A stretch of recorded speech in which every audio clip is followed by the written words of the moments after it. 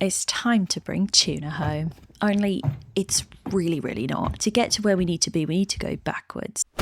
So do you remember us and do you remember this place? I'm not so sure.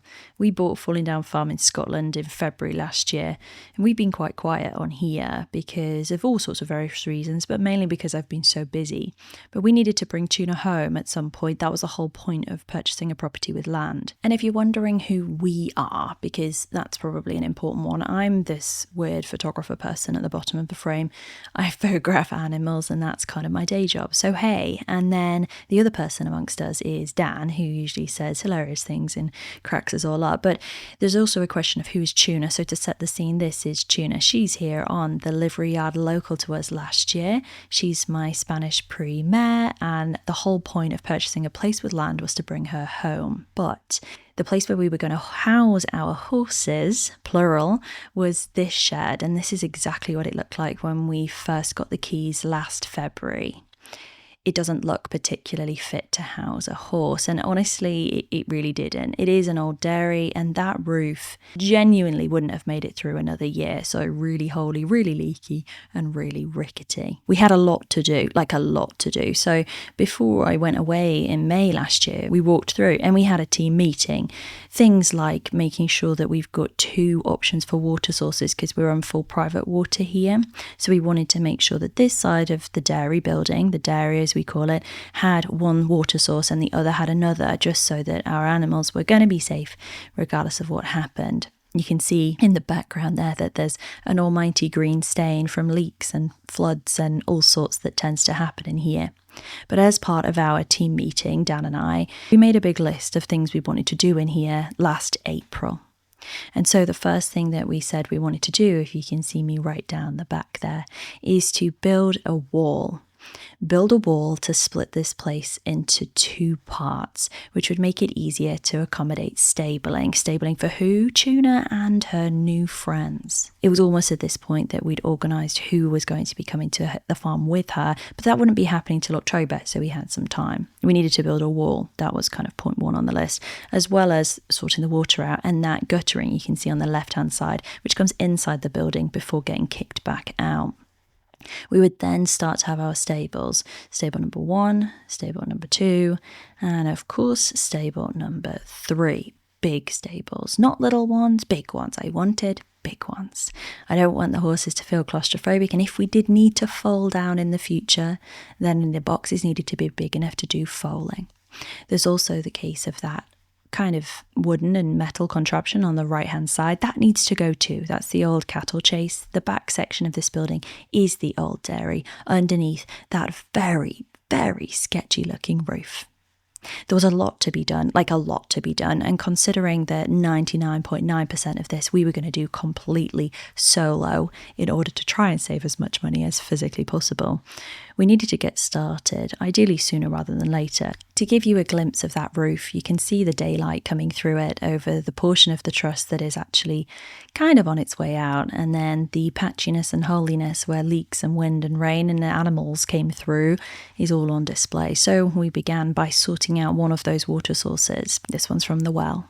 So what's got to be included is I want a stop point in it still. Yes, stand up. So that's got to be there. Then this point is to change the girth of the size of the pipe, because we go from 20 mil to 25 mil, which is what the new one is. Okay. The reason I got 25 mil is because the point it's got to tap into over there is 25 mil. So I want that in there so we can isolate from here. Yeah. In case there's an issue. Yeah. Then I need this, which puts it to 25. Then I'm putting in a T-piece, which allows you to have water in there and the water to continue over there. Okay, so I'm going to have 3 things that are going on. So just as some context here, our well water supplies both dwellings at the farm, so the farmhouse and dairy cottage, but it also supplies the field with its water trough, and technically at this stage it also supplied the entire farm because we'd backrun all the water from the day we moved in just to be able to have some, because at this stage the spring pump isn't working. So we needed to stop all of the water going everywhere and put in some T's to be able to steal the water from ourselves and put it into here. A part of that process meant that some of this pipework was going to have to run overground, which obviously in winter isn't great, but you needn't worry because it was all insulated before winter hit us fully. This video goes to winter. It's like your backside, that. Dad!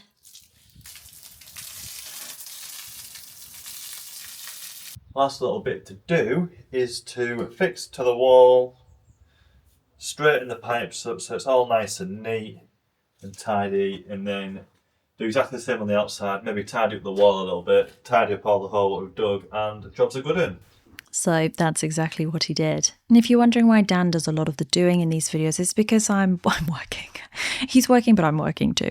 Today I'm going to be making more progress on what will be the horse's house. Get started. It looks a bit grim everywhere on this farm, and if you're brand new and this is the first video you've seen from us, then you might not know the context. This place was basically derelict when we arrived, and we're in southwest Scotland, so the weeds grow and the grass grows and everything grows at warp speed, and we have had much bigger priorities. At the time that all of this was happening, we were in the process of replacing all the windows and doors on one of the dwellings and adding a new roof to a very big house that unfortunately had over 60 different leaks on it. So we were in other places. Weeding wasn't a top priority. But anywho, this drain needed to be cleared because this was going to be technically next to where I had washed the horses, and therefore the drainage was important. Technically, at this stage, we didn't even know where the drains actually went, but we do know now that where this one goes, and it goes past the big cow shed and down into the stream. So at least we know where it ends up, because at this stage, we genuinely had no idea where it was going to go, if it was going to a soakaway or what. You might be concerned by the condition of these grates. They are still in good enough condition. They are more than strong enough, and the metal underneath the top layer of rust, basically it's okay, right? So we've cleaned the drain just in time, because you can probably hear it raining now. And then with that done, we're going to move on to sorting out the rest of what was the dairy. To start with taking some brackets off. Whoa, one down. Obviously, we can't have spiky metal things with ponies coming into the pony palace, can we? So it is really important that all of the metal work was coming out. We have tried to retain as much of it as possible to be able to reuse it in the future if we want to hang gates or so on and so forth. But the vast majority, to be honest, has been angle grinded off rather than just kind of like unbolted, partly because some of the bolts you can undo. It's just easier that way.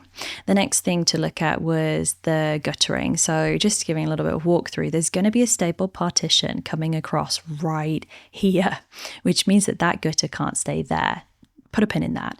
Then there's the metal cattle chase, so the race that runs down the side towards the dairy, which would have been accessed by the top end, and then we've still got all of the dairy paraphernalia inside here. Now most of this is like completely end of life, either rusted all the way through or with electrics genuinely shredded. I'm guessing so no one wanted to steal it, I don't know, but there's a lot that needs to come out of here to make it a useful space. So Dan began by using the angle grinder and a good cutting disc, or 12 or 50, and started going through some of these steels. There was no option for us to take the steels out at the base, so cutting them off was by far the easiest way. It was a little bit tricky for Dan to get close enough to the ground with the angle grinder while still protecting the angle grinding disc and not kind of like breaking that inadvertently on the concrete floor. So you will see that he'll leave little kind of like chunky bits at the bottom, and then he'll go back over them and make sure that they're all flush with the ground. Sometimes I do pop out and feel like I would like to assist, so Dan tries to hold something that I can help with, and one of those moments was right here. Backwards a little bit. All right. Forwards to the right.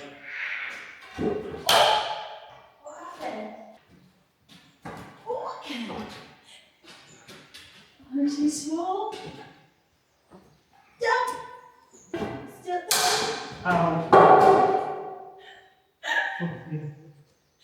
People of Scotland have just standing at the back.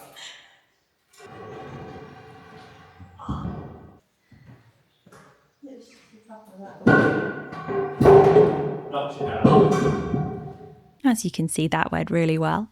So continuing onwards, this area that you're looking at right now will be my kind of like feed store and bedding store area. So this also needed to be as cleared out as possible. There was an old piece of dairy machinery that has been left in back there just because it was still connected to working and live electrics. So it was really important that we didn't electrocute ourselves. Those are the little nuggets that we were talking about earlier. And at the end of the clearing out stage, this is where we were at, just with the structural stuff. So not with any of the dairy bits and pieces. And the open dairy end looked a little bit like this. All of that water on the floor is technically from a quick pressure wash, just to make sure that Dan had got everything that he wanted to off. And then he then went back in and started to look at removing some of the paintwork. So the paintwork that was left, there was loads of flaking like lime wash paint. So just to whip that off, Dan used the Doff machine, which is like a super steam cleaning thingy-majiggy that also kind of melts paint. And it gets behind it using steam rather than a huge amount of water. So it keeps things drier, basically. So he went off and he took all of the flaky paint off of the wall, because I'm wanting to repaint these. But at the same time, our wonderful electrician, Kenny, came to cut the connection between the dairy and the old wooden shed, because that shed's not going to be here at the end of this video. So keep an eye on that. So this electrical connection cancellation, the Command Z on this, was basically so that we could have the electric put back on in the dairy, because that shed there is end of life. In here, the plan is to paint the bottom black and the top white all the way around, but we'll start with this wall. Well, we can't do that yet because of the giant gaping holes in the brickwork at the top, which is from when this part of the shed's roof was replaced with the steel portal frame and then the roofing sheets. So I started with the only logical answer, which is to obviously start with the wrong paint colour first, which is black. You would want to be doing usually your lighter colour first, but not me, not today. So I was having a bad day this day, I remember, and I was like, I just want to do something, and so I just chose to do this. It felt like the easiest option for me to get out of my head, listen to some music. And at this specific moment in time as well, it was the first time that we had electric on the farm, because the light bulb to my right actually turned on whilst Kenny was sorting the electric. So it's worth remembering that this didn't have electrics in here before that, so there was no lighting, no power or anything like that up until this specific day. So I'm going along painting with the black paint. The reason I'm using a brush is because the lower parts of the wall are really, really rough, and we needed to get a really good seal of this kind of waterproof paint to make sure that it was going to be as kind of like solid as possible in the future moving forwards with the horses and the bedding and so on and so forth. So I really was keen to use the brush to make sure it got into all of those little holes, but then I also wanted to try and have a neat finish if I possibly could. Again, there wasn't really a point for it at this stage, but a bit of a perfectionist sometimes. And then Dan came to basically watch as I finished up with this set of black. And when I was done, I was so happy, had a bit of a dance, and then moved on.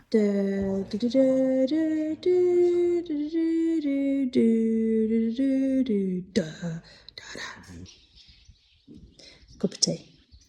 Cutting grass.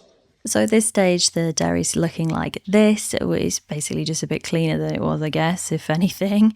And so it's time to start stripping out some of the old actual dairy equipment. And a lot of that involved some sketchy shit, as we would say.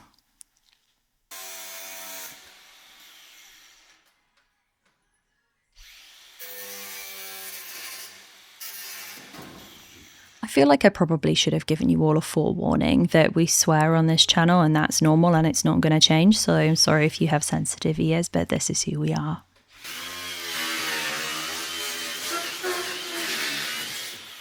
To be honest, the theme of sketchy shit continues all the way through this video. I think it actually gets considerably worse the tighter and more stressed we got as we were closer and closer to the horses coming home as a deadline. So basically, it's just going to get even more chaotic and probably a lot worse. And there will be even swearing from us on recordings. Anywho, we went to collect some rubber mats from our own shed. So this is the cow shed, which was at this stage empty, vacant. So we went in, grabbed the mats because we knew Farmer Ryan didn't want them or need them for his use of the shed that winter because he's been renting it. So we went and got what we needed, and then very important day. Stable arrival day. And the gates and the gate posts. So the issue is they're delivered on an Arctic. So an articulated lorry, I don't know what you call them in everywhere else. And Lockhart's windows have just arrived as well, so it's all kicking off. I best let Dan know because he's on the loo. Yeah? Mate, I hope you're off the toilet and it doesn't smell bad because Lockhart's are here. Yeah, it's fine, I'm on. All right, love you, bye. So we're not ready to put them in yet. However, we do need to get our ducks in a row, bits and pieces all in order, so that they can go in when we are ready, because we're not ready, because they weren't supposed to be here yet. So I'll put you guys on this and then we can go head out. He's just rang the driver. He's so sweet. He's struggling to get around that corner, but it is really tight anyway. So Dan's just walking up to go and help, see if we can get him around the bend. And if not, he says that he might try and unload up there and bring it down, but that's not going to be a thing. So this is the moment. We'll try and cup that to protect us from the wind. This is the moment where it could all kind of like come crashing painfully down, really. The worst part. Kind of now. So there's a real big camber. He's cab will tip right. And that's where we're going to have an issue. It's going to be right here. Oh. Oh God. Things like this give me the heebie-jeebies. Benefit is this company delivers to farms, so although this is really bad, I'm sure it won't be the worst that they've had. Technically, he did say it was the second worst that he's ever been down, so nailed it.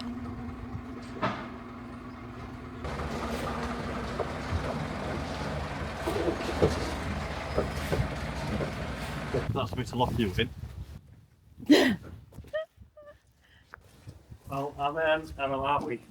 Honestly, this IAE driver was fantastic. So obviously we've got our stables and gates from IAE. We did look at lots and lots and lots of different options, but we felt that this was going to be the best fit for us and for our budget. So they're not the cheapest, but certainly not the most expensive, but they did have really good, the quality was really good, which meant that we felt like we could trust them. We also have lots of gates from them too. So everything was delivered all in kind of one giant batch, which made it easier for us to sort through. So we have the flat pack stables here with some custom pieces like the custom top doors, which I'm sure we'll talk about in a little while. And then there's a full palette of the kind of infill boards, but unfortunately the weather was going to turn. Weather everywhere you go. Always bring the weather with Rain you. all afternoon. Old gate, new gates. And off he went. Job done. To be honest, Dan was there also assisting to move some bits of machinery back out of the yard. Just keeps the weight off the back end and made it a little bit easier for him. But that left us with a load of stables going out in a giant storm. And so just because we thought it was the right thing to do, we thought we'll bring them in. What's this?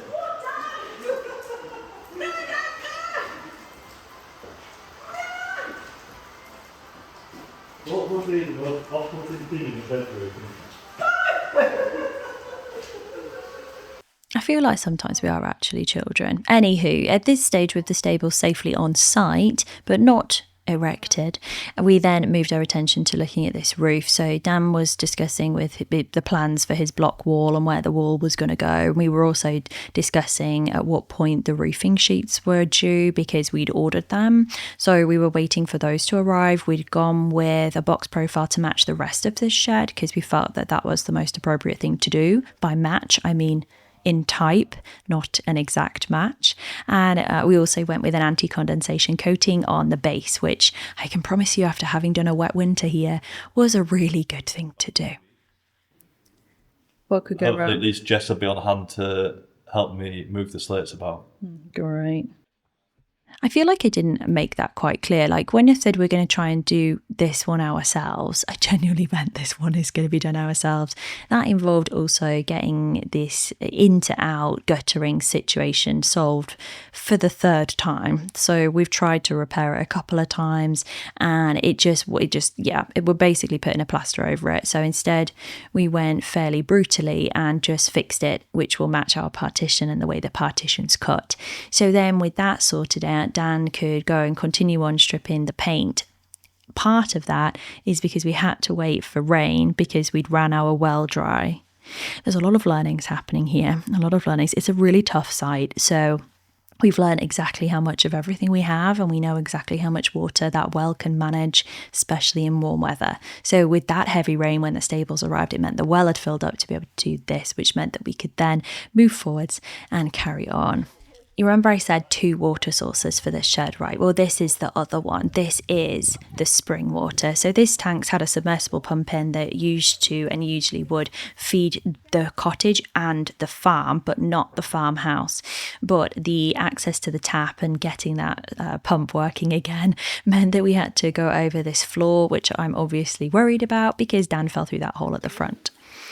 However, we managed to crack it, we got it working, we got the spring water to the correct end of the dairy, so all that was left was for Dan to go redo the pipe work on that side and pop me a tap exactly where that very old ancient tap is. Perfect. I'm ticking things off the list now, right? The guttering sorted, that section sorted, the stables are in. We just don't have the wall, the paint finished, or that roof. So we are like hammering through this list of to-dos. And part of that was just getting this paint work just for that section complete so that Dan could go ahead and actually fix that guttering in place once and for all. So it didn't need to come off again. And so my task was literally just to do that box because we knew our family were coming up to help us in September and they would help to paint the rest, which was really helpful. So then here's Dan just trying to get everything into place to make sure that that guttering actually does work. And we did test it and it all worked perfectly. For third time's a charm, right? Third time's a charm. The other times it didn't work, but that was partly our fault and partly the building's fault and partly broken masonry's fault. There was a let's move on. Yes. It's like going to be the best of that. Like it's a mini magnet for me, but for the small place, it's huge. Cheers! You probably came here to watch a video of preparing like a shed for horses, right? But this bit's really important as well, so I felt like we should include some outside stuff. This track leads you up the hill a little bit from the main gate to the field where the horses would be wintering out. And so I felt it was really important to have 2 entrances to the field to try and protect at least one of the gateways, whichever one we decided to pick at the time. So this was going to be a turnout track, but at the end of it, you can see that there isn't actually a gate there. So when we'd ordered our stables, we'd also ordered a gate. And the reason why we cleared this track out right now from all of the brambles and stuff was because the gate guys, Alan and his team, were going to be coming to replace the gates really soon. So again, kind of like put a pin in that. It would have been really great if we'd have been able to just find the end. We've spent an hour trying to find the end, so we've given up. And we're now resorting to plan B. So we should have a pond down here somewhere. God, Dan's already done. Not even at the tap. Actually, It's here, somewhere here. Can you hear it? yeah. It's there. Oh, there's water there. Here it is. Fucking hell, we're miles off it. Literally, we've spent ages. Literally, when I finished trimming, it's here. There's the end. There's the end of the stream. And we unravelled all of that for fucking no reason. As you can probably tell, we're trying to sort out water to the field, so we would prefer to have an automatic water source. And so we just wanted to, at this stage for this winter, reuse a trough that's already been here. So we cleaned her out, and that's what we did. Next, we went back inside because it's time for Dan to start building that wall now that he has actual working lighting to work with on the evenings. So he made his very first mix, and instead of doing that, well, he started being an absolute legend and just pricking up these holes. Now, none of these need to be pretty. They're going to be covered by a load of paint, and it's been a long time since Dan's done any bricklaying. So if you're wondering about Dan's skill set, I sent him on a plastering course when we first moved in here and he learned how to plaster. But before that, he'd been on a mini course for bricklaying like years and years ago, and then that's it. Like, there's not been much else. But yeah, it doesn't need to be pretty, it just needs to work, and it definitely did. So then when my family came up, they helped with painting. T-minus 3 weeks, I think, before ponies come home, and lots and lots and lots is happening in this period of time. Partly we've got wall building that needs to happen, which is starting now. We also have this wall, which our relatives have painted. I've just got to redo the line today. And then we also have the stables, which all need to go up. So I'm going to do this line and finish that. We'll circle back. I don't know whether I really need to voice over painting a wall with a line. Like, I genuinely don't. Do I need to voice over this? I feel like that's a bit excessive. It's kind of self-explanatory, but you can see how, like, realistically, unless you're at floor height pointing up, like, you can't see that wall anyway. So Dan did a great job. So anywho, I finished my line. Dan's now making his wall, and the wall needs to be built. That is a non-negotiable, because a stable partition has to come off of this. Well, it's a stable front technically, I guess. So this is the end wall of the end stable, and that means that it needs to be structurally sound, should we say, to hold the weight of a horse, like rubbing their tail against it or leaning against it or getting cast against it. So any of those things needs to be solid, right? It can't be wibbly wobbling around. And so Dan did his absolute bestest to make sure that this was right. Now, we are doing a single skin wall, so it's just single blocks. They're the hollow blocks though. So I don't know the technical terms of any of this. I'm just trying my best here, you know. So he's making sure that obviously everything's level, neat, organized, and so on and so forth. But what we're also going to do as this time lapse kind of wears on, and now you're seeing the benefit of having that lighting in there, what he's going to do is he is going to go ahead and put metal that we took out of the dairy when we were doing all of the bits and pieces strip out, and use those poles, like scaffold pole type things, but kind of not, they're like solid steel ones. And he's going to use those and put them inside the blocks so that it's reinforced with essentially steel, and then pour concrete into all of those holes around it. So it's actually a really freaking solid wall. So you can see we're nearly up at the top now with little bean sprout coming to help. Dan's just doing that kind of like final level off on the second to last. I feel like that's the second to last. Yeah, it's the second to last. And there you can see those steels going in. So he's going to just cut off the tops of those to make sure that they're all kind of finishing at a good height, and then using any extra mixes to fill in all of the holes and over all of the little sharp bits of metal that were on the floor. So they're all non-existent now, which is great. Two shovels, 2.5. 2's fine now.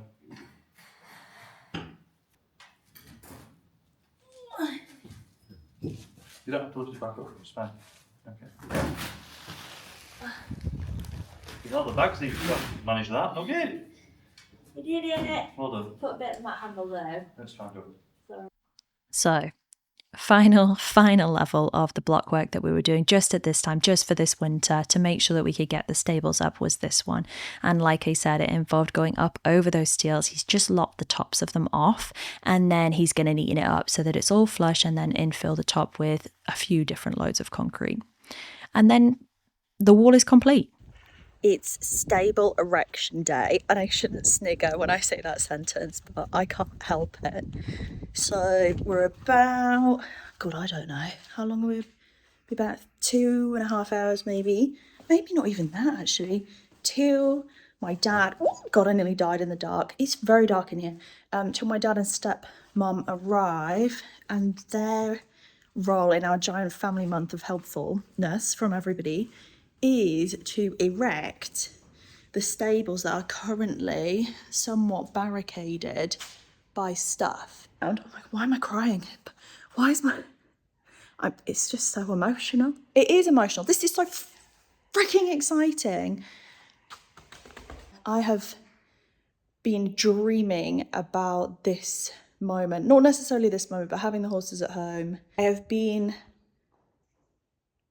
planning this. So Dan, who I think I've just heard, but I'm not sure, is going to come and help. So Dan's built the wall up to this point, which is fine for the end of that stable. Look, there he is. He's like where's my hand? Like a terrifying creature. We've got to do a lot of tidy up time in the next couple of hours so that these stables can start going in.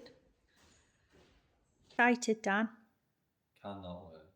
Come on, baby. This is the dream team. Honestly, this was so long ago now. I actually can't remember what we were doing at any of the bits. So I'm going to do my best. First of all, we sorted everything out. We knew what was there, what was where, organised all of the bits and pieces, spanners, tools, etc.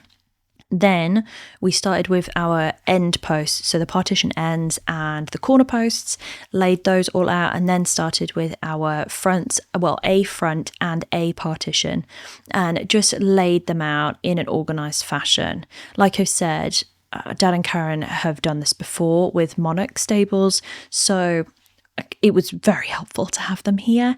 And then we did what we would call a dry fit, right? A loose fit. We're not fixing anything in, we're not tightening up every single nut and bolt and so on and so forth, but we're just wanting to see kind of like what would be the situation when it's up. Is this all going to fit? Do we need to do any surgery to partitions, panels, metalwork? We've got custom ends on this partition at the front that you can see to go underneath that guttering section. But yeah, day one was like test and learn. It is day 2 of stable erection. I want to walk you through kind of what happened yesterday, but like in brief, because I'll have already talked over the video, droned on, bored everybody. I'm just going to pick up a couple of parcels. So let me get inside and then we'll walk through it. So dark in this end at the moment. Alrighty. Okay, so at the moment we look like this. Alright, so this is where we left off at the end of day 1. We did have everything up just to see kind of how it was all sitting, and then deconstructed it because we've got an unlevel floor, which we knew. So hang on. The destruction manuals, right, from IAE are for standard sized stables with standard features and standard doors and standard wajmadudat. These stables aren't standard, partly because of some custom bits and pieces that we had fabricated. We've got custom top doors, so those ones that are there. So we've got custom top doors. We've got hay mangers, or what are these called? I can't remember. Hay buffets. And what that has left us with essentially is abnormal size stables. This is one singular 14-foot long panel. So they're 14 foot by 14 foot. Technically, nothing's holding these up at the moment apart from their own weight. I did get hit on the head yesterday with one, which was like a bit mean. Rude. A few things. So like one, we put the wrong way round. So the hay bar thing is going to go here. Because this is a hay door. Yeah, you can see that. This is a hay door. And there's a hole here, and there is also a corresponding hole here to put the hay thing in. We may or may not have put one of the partitions in the other way around. I mean, that's just one thing to note.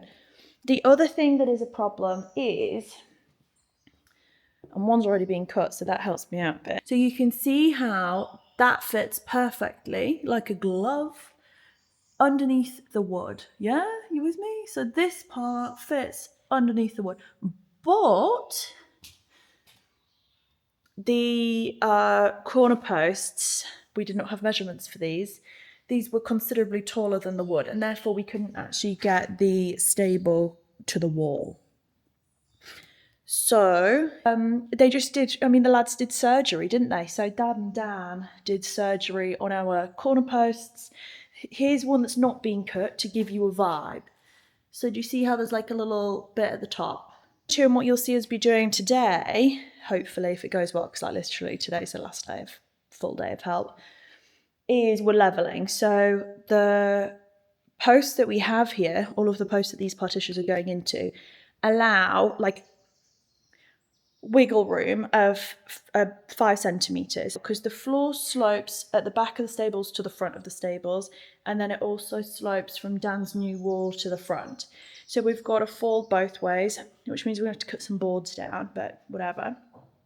So we're working at the moment to actually get this as level as we can so that everything's straight. And the reason why that's really, really important is because the fronts need to come onto this straight. So if this is on the piss, right, as we'd say here, if this was on the piss and leaning, then it stands to reason, right, that this front post is also leaning, which means the front partition is also leaning. And the reason why that can't be a thing is because the doors all hang here, and if this is leaning, the doors will continuously want to swing open and may not get ground clearance.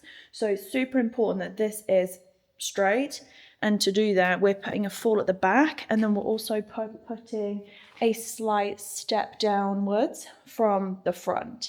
It's one thing about all of the stable manufacturers, all of them, it doesn't matter which one, so it's not exclusive to IAE where we've got ours from, is that there are some quite sharp edges on some bits and pieces that have been fabricated. So you want to just be careful when you're handling the units and putting them up, because some of them are really sharp. But something like this that's on the handle, there's like a little nodule there, yeah? So things like that, this is going to be angle grinded off, so there's a little bit of touching up to do. The plastic boards are huge. Like, they're really, really, really thick. I know I'm at the wrong side of this for the light, but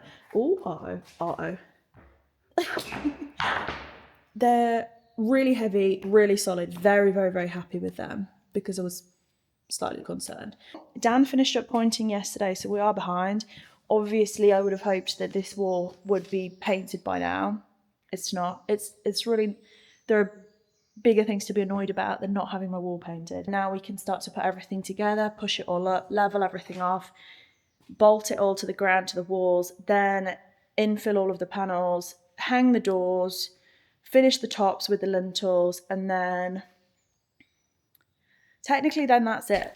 Technically that is it really at the end of that. But I mean, day 2's a tricky day. Day 1's like fun, right? It's like doing IKEA flat pack furniture when it's the first thing you've ever put together from IKEA, and you're kind of a bit confused, but you're enjoying the process. And then day 2 was like when you actually have to get it right because someone's life depends on it. That was day 2. Day 2 was a bit more tense. Dealing with the fall, you can see the steps down at the front, so you can see all of that happening. Dealing with the levels was slightly more difficult. Genuinely, that was quite tricky. We did end up using some rigging because Dan had just repointed the wall, like that wall's just been repointed. So we left that alone and tried not to have anything touching or bolted to it just at this second. And Dan proceeded to basically multi-tool out some of the purlins that were on the back wall, because even with the surgery, this specific partition was still too tall. So just cutting out a little bit of a notch for it to sit under, which it did, all sorted. Also, I really enjoyed this electronic level. It was fun. I really enjoyed it. I didn't like it that it beeped at you angrily if you were not level. That made me kick the post. We're at the final sort of putting it all together bit. So this is where it's crunch time, right? You've got to get it sorted for, I think they call it, what do they call it? Your lintel to go across the top. And you've got to have it all lined up as best as you physically can, which is a lot harder than you think it might be. But we proved the strength of the fronts there. I told you, sketchy shit. There's going to be sketchy shit throughout. That's kind of normal. Anywho, so continued onwards to the lintels, and also we've had a mixture of all the dogs coming out to play throughout these videos, so hopefully you've enjoyed that. Bolting to the floor, which means that we're permanent. We can no longer go backwards. We can't go and wiggle something a little left, a little right. So we've committed at this stage. We're fully committed. And we have also bolted to the wall. So we literally locked and loaded in place now. So God help us. We just need to make sure everything's all straight, organised, neat and tidy, and then we can go and start infilling boards, which technically is not easy if you're on a slope. I'm not going to lie, you guys. So if someone's going to do this themselves, you know, and you're working with a wonky building, just know this part's a killer, right? It really is.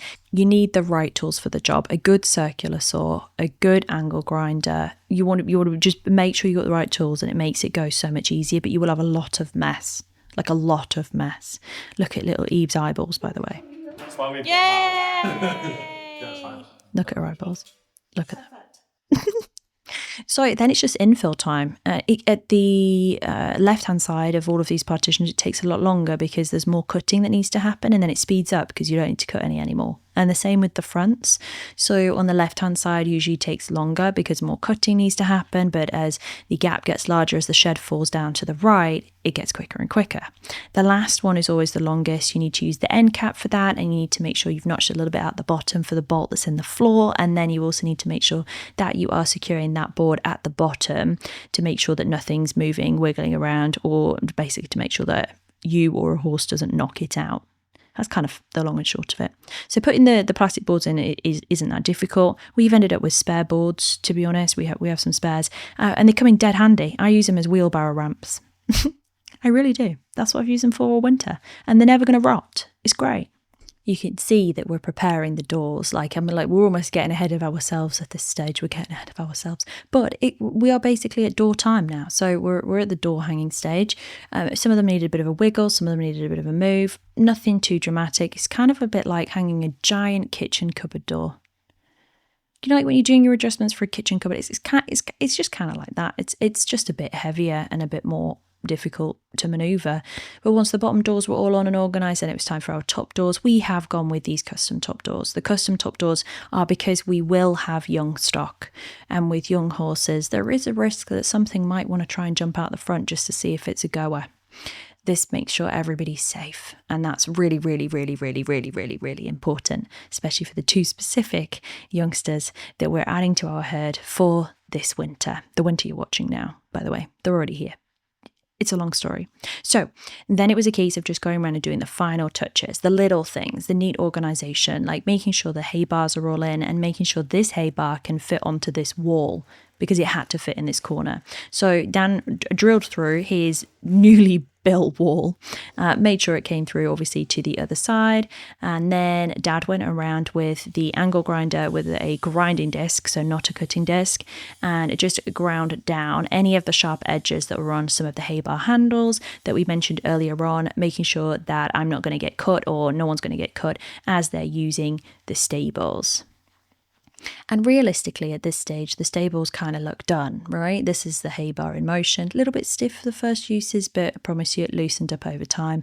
I love these. Having done a full winter with them, I can give them 300 out of 10. Legit.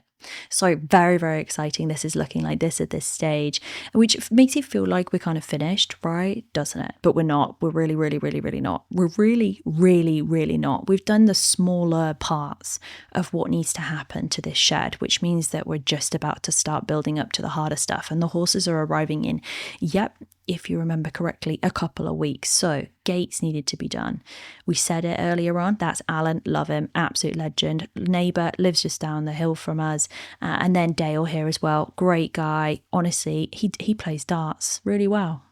He was going to a competition like the following day. That's how we know about that. So they proceeded to start with this gate, which is going to be probably our main field gate in terms of it is the closest access. And so they started with this one, which, if you're brand new here, our whole farm is rock. Like, you have a max of 3 inches of soil in a good spot before you hit solid stone. So this wasn't something we were going to do ourselves. We needed to pull out that massive granite fence post, replace this gate. This is at the back of our land. So the bit behind it isn't our field. That's the base of the hill, but we needed to replace these. And when you're replacing these, you can see that you always have to break the dike, the wall. Now, the reason why I've left in a lot of this banging and hammering and knocking and consistent efforts to try and get this fence post in is because they hit a piece of blue rock.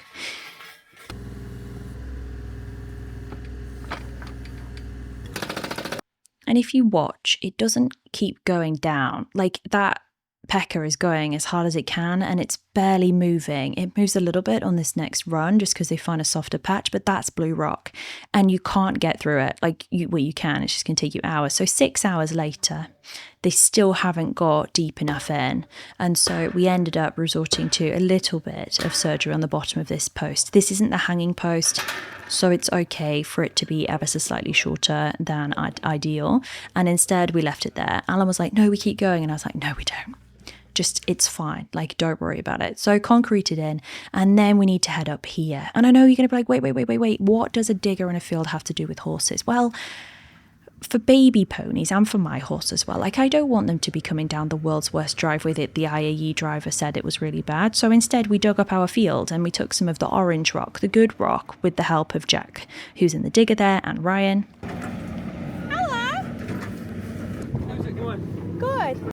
And so Ryan helped by moving all of the rock that Jack had dug up out of the field, and he went and laid it all the way down the driveway, but only on the bottom bit, the worstest bit. in the great hopes, basically, that the horses would have a nice ride in. It's a lot of rock. Yeah. Good out the angles they could get on that day. Yeah. We were just watching, we were admiring all the angles you could get on the bucket.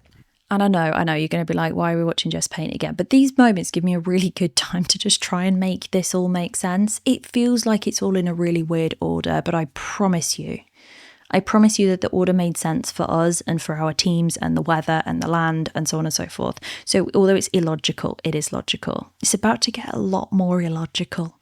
We've just finished putting in brand new stables and now we're about to go and start roofing this left-hand side of that building behind, which is the dairy. So that's the old roof with all of the holes in it, if you remember. And so starting... This is so unsafe. with stripping the whole thing. So we had to take off all of the old slates. Unfortunately, there was literally nothing left that was worth anything at all to keep. So we would have kept and reused them elsewhere, but genuinely all of these were trash. I picked them all up, so I can promise you that they're all delaminated. Anyway, I can't remember the word. So with all the slates off, the sarking looked like this on the side that we've just stripped, but obviously Dan then had to go and strip the other side as well. This side is next to that shed, which is going to disappear in the next week or so of this video. So at this stage, we've now got no sarking on the left side, so the south side, which is where we get all of our weather from most of the time, but on the right side we still have the sarking boards on. For those not in Scotland, you're going to be like, what the freak is sarking? It's a thing. It's those wooden boards basically, and building regs wise, under slate you have to have them, so it's a bit of a difference. So the sarking boards are off. It meant that we could have a really good look at the purlins there. Overall, anything rotten had been kind of showed up with something else, so that's fine. And the right hand wall here is the old stone wall. Everything else is brickwork. So then we had to remove the sarking from this roof, and Dan just went Dan's way.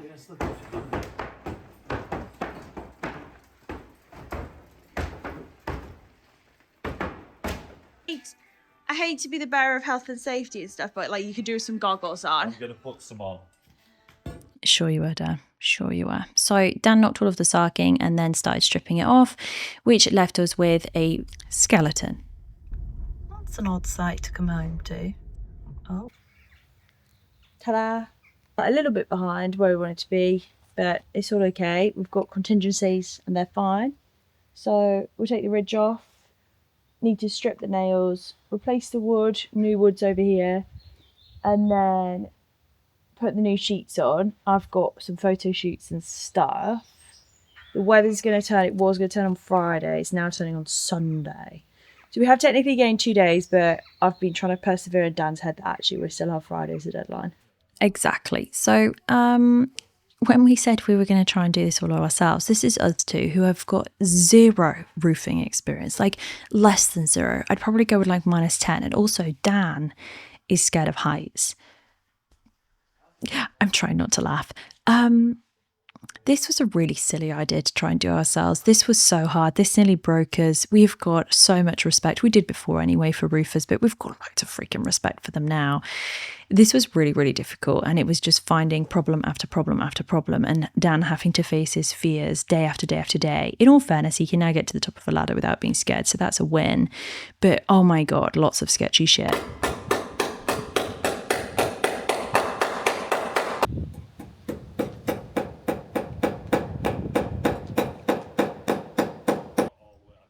There is some moments in here where looking back I'm thinking, you know, you guys, what were you thinking? But we were super tired, super stressed and super under pressure. And you know what? We did the best we could. And people do way more dodgy stuff. Me, apprentice. Easier. Go. What did you say when I first said it? In all fairness, I was busy. We just repaired and propped up this truss. So this truss was like a banana. We straightened it up and then we braced it. This needs more explanation. If we hadn't have reinforced the truss, we'd have had a catastrophic failure at some point, which isn't never going to be a good thing. We've reinforced the truss, so that's safe, but that took a day, like a full day to do. And then changing the purlins, all of the purlins on that side have been changed. They take depending on how bad the old one is to get out and how much there is to tidy up and whether we need reinforcement, etc., they can take anywhere from 30 minutes to like an hour. So we've got another day on purlins, and then we should be able to sheet. And sheeting actually isn't that, like, sheeting's quite fast. The hardest part is getting it up there, because you can't get anything in for access to lift it, so you couldn't use like mechanical means. It's literally handballing it, and I'm 5'4". I don't weigh nothing, right, but I'm not super strong, and it's well, like, I can't even touch the top of that wall. So it's hard. It's hard work getting it up there. We're getting through. We've learned so much, but obviously, it's just not ideal. And I think I can hear my student arriving, so I'll go teach. We're so behind. Horses arrive next Wednesday, and that looks like that. Scary. Squeaky bum time. Can you feel the stress? Like, can you feel the insane level of what have we done? What's happening again here? So it's just holding your nerve, trusting the process and trusting yourself. A lot of this wasn't filmed, not because it was sketchy shit, but because every single time I filmed something went wrong. So Dan banned me from filming anything. Just recorded. No, I don't. Olga, let's peep Tom. Look at that. You recording it? Olga's peep Tom. Couldn't do anything yesterday with the storm coming in. But the sheets have held, so that's good. This is the first time we've had wind coming from the east. But the original sheet's fine, and the new sheet is fine. All of the lower base plate purlins are in. The top purlins are all in. We've put a little bit of a ridge purlin in. It's not structural at all. But the ridge purlin will at least give the roofing ladder something to grab. And so then it was time to actually start sheeting, which was very exciting. There is some background noise in these videos. That's because the other shed's getting demolished. I said it would be demolished by the time this video was done, and it is. And today was that day. So it was quite fun, actually, working on a roof, watching another roof get destroyed. I don't know if that's fun. Anywho, I thought it would be fun to show you how me and Dan sheet together, given the fact we've never done this before and have no idea what we're doing. But to be fair, even if it's unorthodox, it worked quite well. So essentially what we did was Dan went into turtle mode, genuinely, that's what we called it, and he lifted it, because I couldn't lift it. Honestly, these are really heavy, and the friction with the anti-condensation coating is quite high. And then I shoved it as hard as I possibly could up the roof. I mean, that was kind of all it consisted of, really. Bit of a pivot on the bottom, so you push down then push up, if that makes any sense whatsoever. And then at the bit where I couldn't get it any higher, partly because I'm going past my sort of centre of gravity and height form, Dan came and helped. Then he went inside, nudged it up for me to shove it the last bit of the way whilst clinging onto a ladder for dear life. Yeah. I mean, fun times. I look back on it now, that it's 6 months ago, and I think, wow, we actually did really well. But at the time I remember thinking, this is the worst thing I've ever done, ever. I had bruises on my shoulders, I had bruises everywhere. It was not a physically fun task. It was really hard, but we're never going to do it again, so I don't really know what the correct way is, and I don't care. It looks a bit different today. No ridge, no barge, no other side, but hey, finished the roof, so at least it's all in the same blooming profile. Is it the same colour? No. Do they do the other colour? No. So we'll talk about with the colour. All right. We've seen the north side. This is the south side. So I didn't set a camera up quick enough to get the other bits. All we're doing is we're just tacking on the bottom and the edges, and then Dan will go up on the roofing ladder and he'll do all of the rest of it the following day. So this protocol's a bit different. We both lift it, but Dan's turtling, and then he takes over and holds whilst I'm shoving it up from different ladders that are all set on the inside. Does that make any sense? So we'll watch that again, even though it kind of gets dark. So I then go inside and I shove it up between each purlin from 3 different ladders that are on the inside of the shed. Because genuinely it was the easiest way that way, and that worked fine for us. So then we just fixed it on and then got the heck out of there. So this is what that looked like before we put the ridge on. And then, of course, I went back to painting. And technically, you've sat nearly through an hour of me wittering on about getting this whole building ready for horses. And we haven't even got to the part where the horses come home. But don't worry, because technically, this video was taken the day before that they arrived, which means we're nearly there. So hang fire for part 2, and I'll catch you back next time. And if you want to observe my line that is almost straight but not 100% on breeze block, this is that. See you next time.